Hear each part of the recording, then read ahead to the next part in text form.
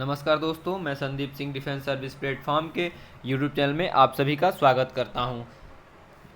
मंजिल उन्हें नहीं मिलती जिनके ख्वाब बड़े होते हैं, बल्कि मंजिल उन्हें ही मिलती है जो जिद पर अड़े होते हैं। इस टॉपिक का मूल मंत्र यही है दोस्तों। तो आज हम बात करने वाले हैं पंचवर्षीय योजनाओं में प्राथमिकताओं के प्रमुख क्षेत्र जो हैं उनके बारे में। पंचवर्षीय योजना जो पेड का मुख्य सिलेबस के अकॉर्डिंग जो है कि टॉपिक है। तो चलिए पहले हम जान लेते हैं पंचवर्षीय योजनाओं के कुछ बारे में। ठीक है दोस्तों, तो जो है कि अब तक जो है कि 12 पंचवर्षीय योजनाएं लागू की जा चुकी हैं। और जो है प्रथम पंचवर्षीय योजना जो है कि 1 अप्रैल 1951 में जो है कि, ठीक है दोस्तों, 1951 से प्रारंभ हुई थी। तो पहले जान लेते हैं पंचवर्षीय योजनाओं के कुछ इनके जो मोस्ट इम्पॉर्टेंट टॉपिक हैं, आप नोट कर लीजिएगा। पंचवर्षीय योजनाओं जो है इसका जो रूपरेखा जो है योजना आयोग या एनडीसी तैयार करता है, यानी कि नेशनल डेवलपमेंट एनडीसी तैयार करता है, नेशनल डेवलपमेंट काउंसिल। ठीक है दोस्तों, जो है कि एनडीसी की जो स्थापना हुई थी 6 अगस्त 1952 में हुई थी। और एनडीसी का जो कार्य है पंचवर्षीय योजनाओं में, इसका जो मुख्य टॉपिक है सुन लीजिए। ये जो है कि योजना आयोग के प्रारंभिकताओं को निर्धारित करने में परामर्श देना है, समय समय पर पंचवर्षीय योजनाओं को कामकाज की समीक्षा देना है, और तीसरा जो है योजना आयोग द्वारा तैयार किया गया राष्ट्रीय योजनाओं पर विचार करना है। तो चलिए हम देख लेते हैं टॉपिक बाई वाइज कि पहला पंचवर्षीय योजना क्या है। ठीक है दोस्तों। तो दोस्तों कुछ टॉपिक्स जो है आपको नोट करना पड़ेगा। ठीक है, तो प्रथम पंचवर्षीय योजना जो योजना है 1951 से 1956 तक है। इसमें जो है कि कृषि को प्राथमिकता दी गई है, जो हैराडोमर मॉडल पर स्थित है, जो हैराडोमर मॉडल पर स्थित है दोस्तों। ठीक है, और दूसरी पंचवर्षीय योजना जो है 1956 से 61 तक है, जो है कि ये उद्योग क्षेत्र को इसमें प्राथमिकता दी गई है। द्वितीय पंचवर्षीय योजना में उद्योग क्षेत्रों की जो है कि प्राथमिकता दी गई है। ये जो है पीसी महालनोबिस मॉडल पर इस आधारित है दोस्तों। इसलिए ये आपको नोट करना पड़ेगा, क्योंकि ऐसा पूछ सकता है कि दूसरी पंचवर्षीय योजना किस मॉडल पर आधारित है। तो दूसरी पंचवर्षीय योजना जो है पीसी महालनोबिस पर जो है कि आधारित है। ठीक है दोस्तों, तो आप लोगों को इसको नोट करना ही पड़ेगा। और तीसरी पंचवर्षीय योजना जो है 1961 से 1966 तक है, जिसमें कृषि और उद्योग को मुख्य प्राथमिकता जो है कि दी गई थी।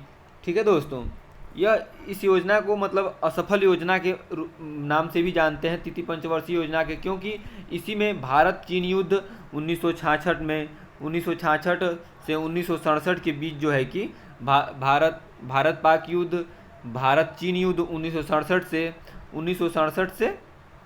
1969 के बीच हुई थी, जो है कि यह सबसे असफल योजना रही, जो है कि तृतीय पंचवर्षीय योजना भयंकर सूखा पड़ने के कारण जो है कि यह सबसे असफल योजना रही। ठीक है दोस्तों, चौथी पंचवर्षीय योजना देख लेते हैं। चतुर्थ पंचवर्षीय योजना जो है 1969 से 1974 तक रही। 1969 से 1974 तक रही। इसका जो मुख्य जो टॉपिक था, न्याय के साथ गरीबों के विकास को हटाया।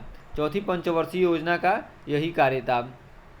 जो इस योजना का जो मुख्य उद्देश्य था, अस्थायित्व के साथ विकास तथा आर्थिक आत्मनिर्भर की प्राप्ति, यानी चौथी पंचवर्षीय योजना जो है 14 प्रमुख बैंकों का राष्ट्रीयकरण किया गया था। उस 14 प्रमुख बैंकों का राष्ट्रीयकरण किया गया था दोस्तों। और इसमें उस समय जो है कि प्रधानमंत्री है हमारे भारत की प्रथम महिला प्रधानमंत्री इंदिरा गांधी थी। ठीक है दोस्तों, तो आप टॉपिक बाई टॉपिक नोट करते रहिएगा। ठीक है, और छठी पंचवर्षीय योजना है 1980 से 1985 तक। पांचवी योजनाओं के रूप में ही यह जोड़ दिया गया था। यह पांचवी योजनाओं का जो है कि यही जोड़ दिया गया था। इसमें उन्मूलन आत्मनिर्भर प्राप्ति इस योजना के डीपी धर ने तैयार किया था। इसका जो मॉडल था डीपी धर ने इसका जो मॉडल है तैयार किया था। 1978 में ही यह योजना समाप्त हो गई। ठीक है, इस योजना काल में गरीबी हटाओ काम के बदले अनाज चलाई गई थी। 1978 में निर्वाचित प्रधानमंत्री मोरारजी देसाई द्वारा जो है कि यह योजना अस्वीकार कर दी गई, इसलिए यह असफल योजना भी रही। ठीक है दोस्तों। और जो छठी पंचवर्षीय योजना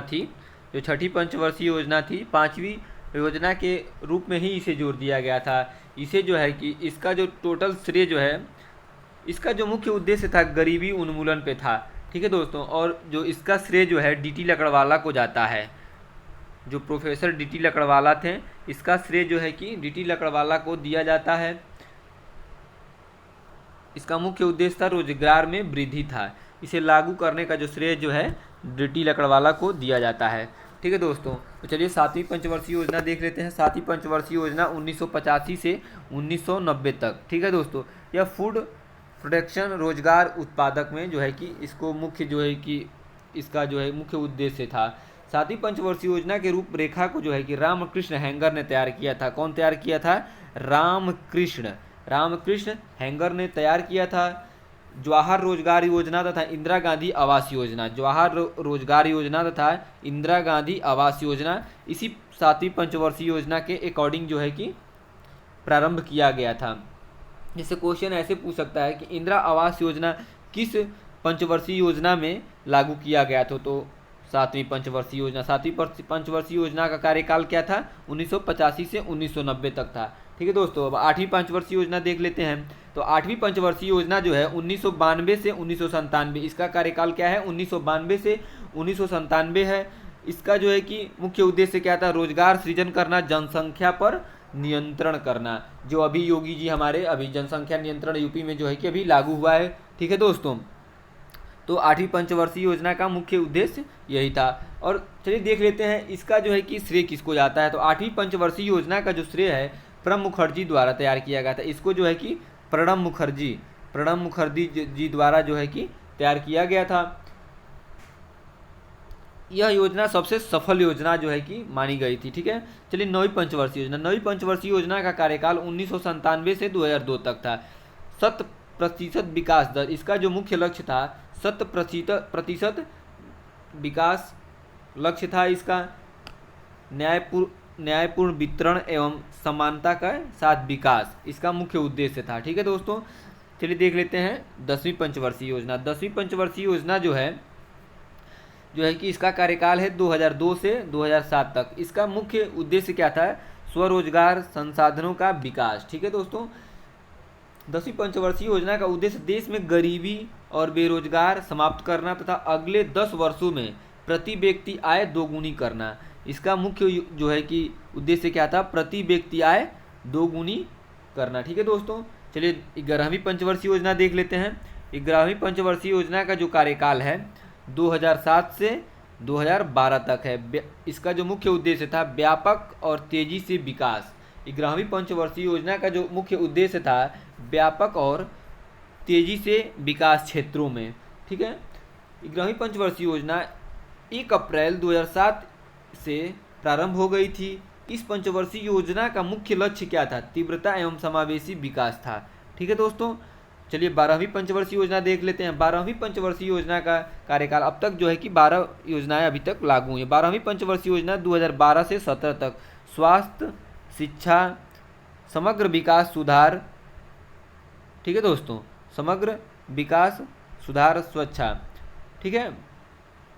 तो इसका जो मुख्य उद्देश्य था इस योजना काल में 10% तक आर्थिक विकास दर हासिल करना था। इस योजना का जो मुख्य लक्ष्य था 10% तक जो है कि 10% तक आर्थिक विकास दर हासिल करना इसका मुख्य लक्ष्य रखा गया था। ठीक है दोस्तों। और ये भारत में आए चर्चित चक्रवात जो तूफान थे अभी जो भारत में आए थे, ये मोस्ट इम्पॉर्टेंट है पिट के लिए दोस्तों। आप इसे ध्यानपूर्वक देख लें। जो यास तूफान था मई में आया था 2021 में, जो है कि इससे प्रभावित जो क्षेत्र हुए थे पूर्वी तथा दक्षिणी क्षेत्र भारत के राज्य थे जो थे। और इसका जो नामांकन था यास तूफान का जो नाम रखा गया था ओमन था। ये तौकात तूफान था। तौकते तूफान मई में 2021 में आया था पश्चिम से दक्षिण में। इसका यह नामांकन जो है कि म्यांमार में हुआ था। बुरेवी यानी दिसंबर 2020 में आया था तमिलनाडु केरल में। मालदीव ठीक है दोस्तों, तो ऐसे करके आप इसे देख लीजिएगा, पेट के लिए मोस्ट इंपॉर्टेंट है। जो निसर्ग तूफान है ये तो मोस्ट इंपॉर्टेंट है, ये पूछा भी था अब की बार एयरफोर्स का जो एग्जाम्स हुआ है उसमें पूछा भी था दोस्तों करंट का क्वेश्चन, कि निसर्ग तूफान 2020 में मुंबई क्षेत्र में बांग्लादेश। ठीक है दोस्तों, तो आप इसे अम्फान जो है कि मई 2020 में ओडिशा, पश्चिम एवं बंगाल, थाईलैंड में। ठीक है दोस्तों, तो अगर हमारा वीडियो अच्छा लगा हो तो आप लाइक शेयर सब्सक्राइब जरूर कीजिएगा। नमस्कार दोस्तों, धन्यवाद।